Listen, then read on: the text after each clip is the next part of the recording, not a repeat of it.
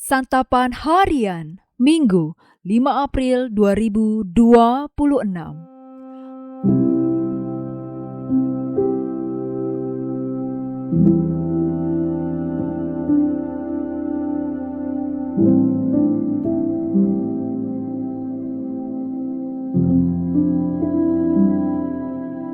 Inilah program Santapan Harian, sebuah program yang mengajak Anda menelusuri isi Alkitab, agar Anda menemukan makna firman Tuhan sesuai dengan konteksnya.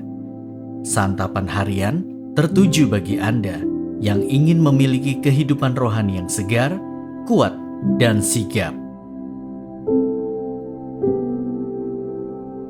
Hari ini kita akan membaca Yohanes pasalnya yang ke-20, ayat pertama hingga ayatnya yang ke-10.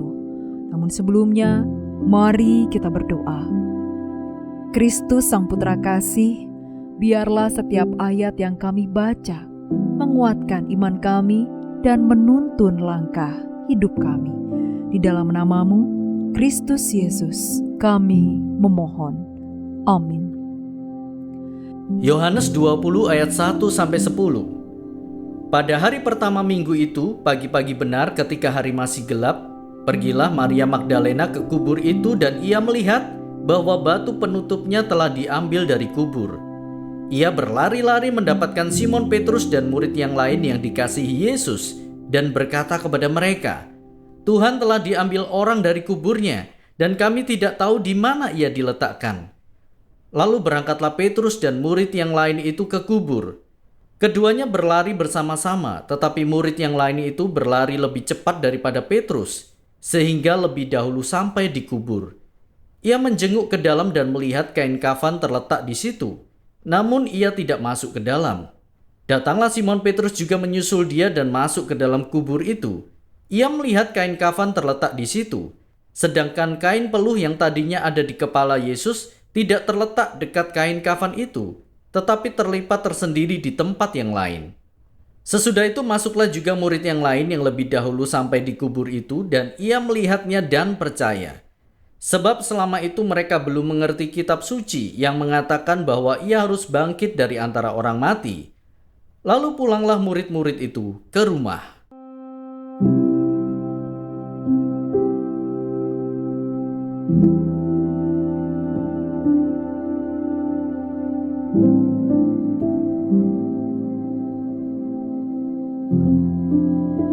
Sahabat Scripture Union Indonesia, fokus narasi ini adalah pengalaman Petrus dan murid yang lain yang dikasihi Yesus.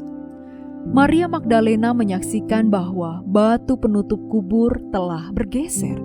Ia menyimpulkan, Tuhan telah diambil orang dari kuburnya. Namun pengalaman kedua murid itu menunjukkan hal lain. Keduanya segera berlari ke kubur. Di dalam kuburan, mereka tak menemukan tubuh Yesus. Yang ada, kain kafan terletak di situ dan kain peluh yang semula ada di kepala Yesus terlipat rapi dan terletak di tempat tersendiri. Fakta ini menunjukkan bahwa Yesus tidak diambil orang, melainkan bangkit dengan kuasa ajaib. Ketika murid yang lain itu masuk, ia melihatnya dan percaya. Dalam kitab Injil Yohanes ada hubungan antara melihat dan percaya. Antara lain dikatakan, Yohanes membaptis melihat Roh Kudus yang tinggal di atas Yesus serta bersaksi, "Ia inilah Anak Allah." Nathanael melihat Yesus lalu mengucapkan, "Rabi, engkau Anak Allah." Setelah melihat Yesus, orang-orang Samaria berkata, "Kami tahu bahwa dia benar-benar juru selamat dunia." Di satu sisi, Yesus menegur orang banyak karena sungguh pun kamu telah melihat aku, kamu tidak percaya. Di sisi lain, ia menyembuhkan orang buta yang melihat dan menyembahnya. "Aku percaya Tuhan." Tokoh-tokoh di atas melihat Yesus secara fisik, baru kemudian percaya. Berbeda dari mereka, murid yang lain itu melihat kubur kosong, lalu percaya. Ia percaya bukan karena ia melihat Yesus hidup, Tetapi karena ia tahu Yesus sudah mengatakan bahwa ia akan bangkit, kubur kosong meneguhkan perkataan Yesus. Ini paradigma iman yang mendasar. Percaya tanpa harus melihat secara fisik. Percaya tidak bergantung pada pengalaman indera, melainkan pada kesaksian dan kebenaran yang dapat dipercaya.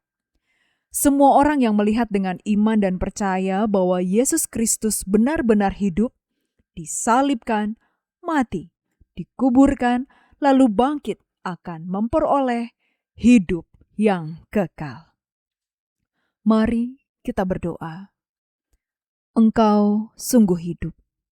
Engkau disalibkan karena kasih. Engkau mati dan dikuburkan dalam sunyi.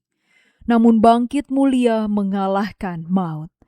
Teguhkan iman kami di tengah keraguan dan gelapnya dunia. Biarlah kebangkitan-Mu menjadi terang dalam langkah kami dan harapan dalam setiap nafas kami.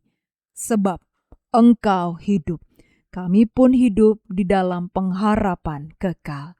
Di dalam dekapan lembut kasih-Mu ya Kristus, kami berteduh.